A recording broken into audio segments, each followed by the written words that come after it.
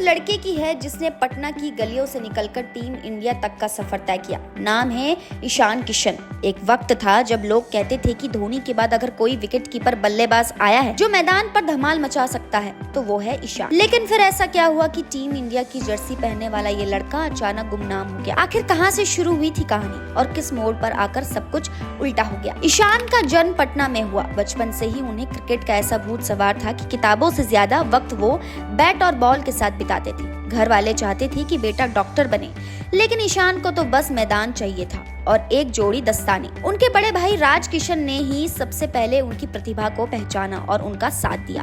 कई बार ईशान की पढ़ाई को लेकर घर में लड़ाई तक हो जाती थी, लेकिन ईशान को फर्क नहीं पड़ता। वो अपना ध्यान सिर्फ एक ही चीज पर रखते, वो है क्रिकेट। पटना में ज्यादा फैसिलिटीज नहीं थी तो उन्हें झारखंड शिफ्ट होना पड़ा ताकि वो बेहतर ट्रेनिंग और मौके पा सके। और यहीं से शुरू हुआ एक छोटे शहर के लड़के का बड़ा सपना। झारखंड की ओर से अंडर 19 टीम में सिलेक्शन हुआ और फिर 2016 में उन्हें अंडर 19 वर्ल्ड कप के लिए इंडिया की कप्तानी मिल गई। सोचो, एक ऐसा लड़का जो पढ़ाई में कभी ठीक नहीं था, वो अब देश की टीम का कप्तान बन गया था। लेकिन वर्ल्ड कप में उनका परफॉर्मेंस वैसा नहीं रहा जैसा लोग उम्मीद कर रहे थे।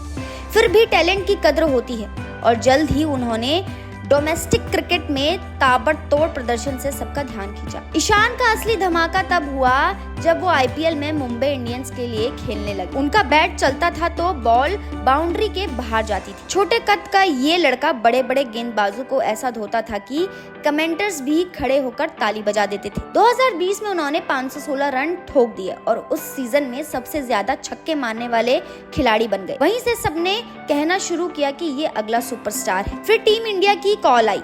डेब्यू करते ही पहले ही मैच में अर्धशतक मारा, वो भी विराट कोहली के साथ बैटिंग करते हुए।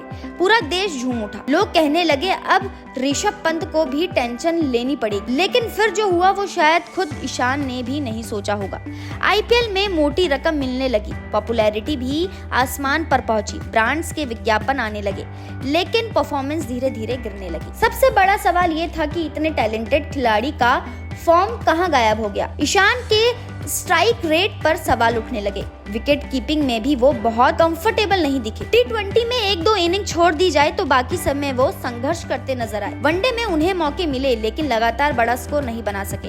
टेस्ट क्रिकेट में भी कुछ खास कमाल नहीं दिखा पाए और धीरे धीरे प्लानिंग 11 से बाहर हो गए। यहाँ से शुरू हुआ ईशान के करियर का वो दौर जो किसी भी खिलाड़ी के लिए सबसे मुश्किल होता है। जब आप टीम में नहीं होते, मैदान से दूर हो जाते हैं तो लोग भूलने लगते हैं और नए चेहरे आपकी जगह लेने लगते हैं। ईशान को टीम से बाहर किया गया, लेकिन उन्होंने इसे अपना ब्रेक मान लिया। ब्रेक तो लेना था, लेकिन फिर वापसी के लिए तैयारी भी करनी थी, जो शायद उतनी नहीं हुई जितनी जरूरी थी। मीडिया में खबरें आई कि ईशान ट्रेनिंग छोड़कर लंबे समय के ब्रेक पर है। सोशल मीडिया पर उनकी ट्रैवलिंग और पार्टी की तस्वीरें वायरल होने लगी। यहाँ तक कि कुछ लोगों ने उन्हें अत्यधिक आराम पसंद खिलाड़ी तक कह दिया। बीसीसीआई की ओर से भी नाराजगी सामने आई। ये भी कहा गया कि टीम इंडिया से बाहर होने के बाद भी ईशान ने डोमेस्टिक क्रिकेट में वापसी की कोशिश नहीं की। रणजी ट्रॉफी में खेलने की बजाय वो छुट्टियों का आनंद ले रहे थे। क्रिकेट फैंस भी अब सवाल उठाने लगे कि क्या टैलेंट होने के बावजूद ईशान ने करियर को गंभीरता से नहीं लिया। हालांकि ईशान ने इस बीच कुछ इंटरव्यूज में अपनी मानसिक स्थिति के बारे में बताया। उन्होंने कहा कि लगातार क्रिकेट ट्रैवल और मानसिक दबाव ने उन्हें बहुत थका दिया। वो खुद को टाइम देना चाहते थे, खुद को समझना चाहते थे, लेकिन प्रोफेशनल क्रिकेट में समय किसी का इंतजार नहीं करता। जब आप एक मौका मिस करते हैं तो कोई और उसे पकड़ लेता है। संजू सैमसन, जितेश शर्मा जैसे खिलाड़ियों ने ईशान की